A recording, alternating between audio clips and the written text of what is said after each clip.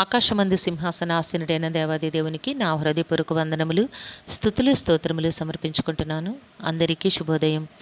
ఇది నా మహోన్నతుడైన దేవాది దేవుడు నీకు అనుగ్రహించిన వాక్కు. నిత్య జీవము అనుగ్రహింతుననేదియే ఆయన తానే మనకు చేసిన వాగ్దానము. దేవుని నామమునకు మహిమ కలుగునుగాక. ఈ మాటలు 1 యోహాను పత్రిక 2వ అధ్యాయము 25వ వచనములో వ్రాయబడి ఉన్నవండి. Praise the Lord. Today our God's promise for us, and this is the promise that he has promised us eternal life. చూడండి నేస్తమా, ఇది నీ దేవాది దేవుడు నీ కొరకు సిద్ధపరిచిన ఆయన పరిశుద్ధ వాక్కు ఏమై ఉన్నది అనగా, నిత్య జీవము అనుగ్రహింతుననినదియే ఆయన తానే మనకు చేసిన వాగ్దానము. నేస్తమా, నీ దేవుడు నీకు చేసిన వాగ్దానం ఏమిటి? ఏ వాగ్దానమును నీవు అనునిత్యము జ్ఞాపకం చేసుకుంటూ ఉన్నావు?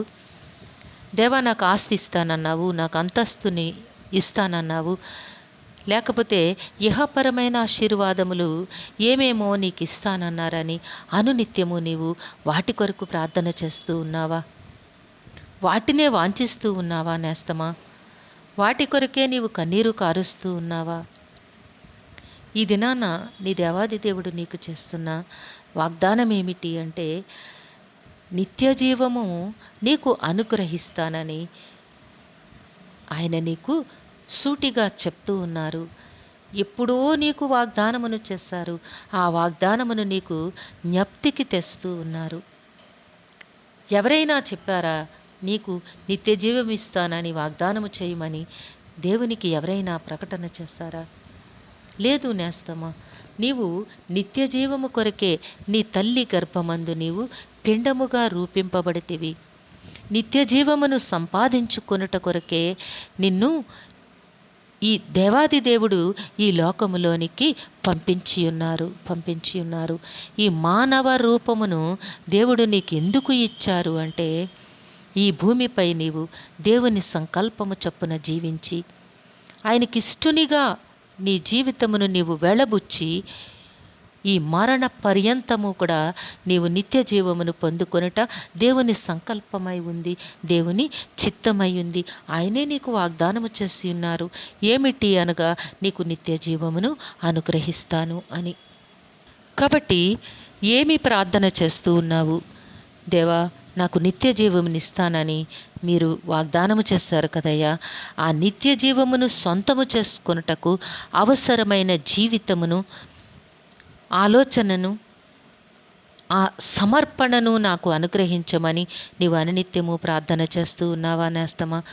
అడుగుడి మీకు ఇయ్యబడును, వెదకుడి దొరుకును, తట్టుడి తీయబడినని వాగ్దానము చేస్తావు కదా దేవా. ఇదిగో తండ్రి, నా బ్రతుకులో ఈ అవసరత ఉంది, ఈ అక్కర ఉంది, ఇవేమేమో నాకు లోక సంబంధమైన ఎన్నో ఆశలు ఉన్నవి, వాటన్నిటినీ నాకు అనుగ్రహించు దేవా అని నీవు అనునిత్యము ప్రార్థన చేస్తూ ఉన్నావా నేస్తమా?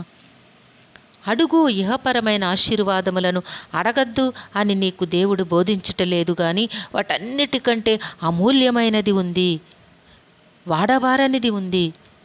దాని కొరకు నీవు ఎప్పుడైనా ప్రార్థన చేస్తూ ఉన్నావా? ఆ నిత్య జీవమును పొందుకొనుటకు అర్హత కలిగిన జీవితమును నాకు ప్రసాదించయ్యా అని నీవు ప్రార్థిస్తూ ఉన్నావా నేస్తమా? అట్టి జీవితమును జీవించుటకు నీ పరిశుద్ధాత్మను అనుగ్రహించి నన్ను నడిపించమని వేడుకుంటూ ఉన్నావా? ఇది నా మహోన్నతుడైన దేవాది దేవుడు నీకు ప్రకటన చేస్తూ ఉన్నారు.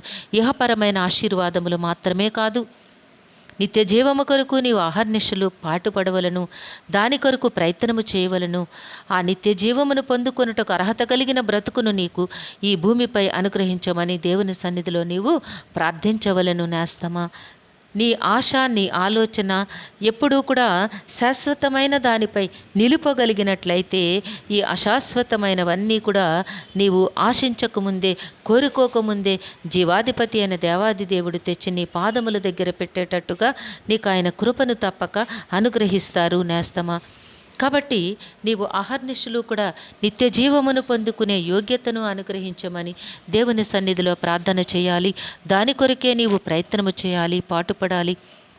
నీ ఆశ, నీ ఆలోచన, నీ కోరిక ఉన్నతమైన వాటి మీద ఉన్నట్లయితే ఇవన్నీ కూడా నీవు ఆలోచించకముందే తెచ్చి మహోన్నతుడైన దేవాది దేవుడు నీ పాదముల యొద్ద పెట్టిస్తారు. అట్టి కృపను దేవుడు నీకు అనుగ్రహిస్తారు. కాబట్టి నేస్తమా, ఈ దినానని దేవుడు నీకు బోధించిన వాక్కు ఏమిటి అనగా, నిత్య జీవము కొరకు నీవు అనునిత్యము పాటుపడవలను, ప్రయత్నము చేయవలను. అట్టి అర్హతను పొందుకునే అర్హత కలిగిన జీవితమును అనుగ్రహించమని నీవు దేవుని సన్నిధిలో ప్రార్థన చేయవలను. దేవుడు నిన్ను దీవించునుగాక.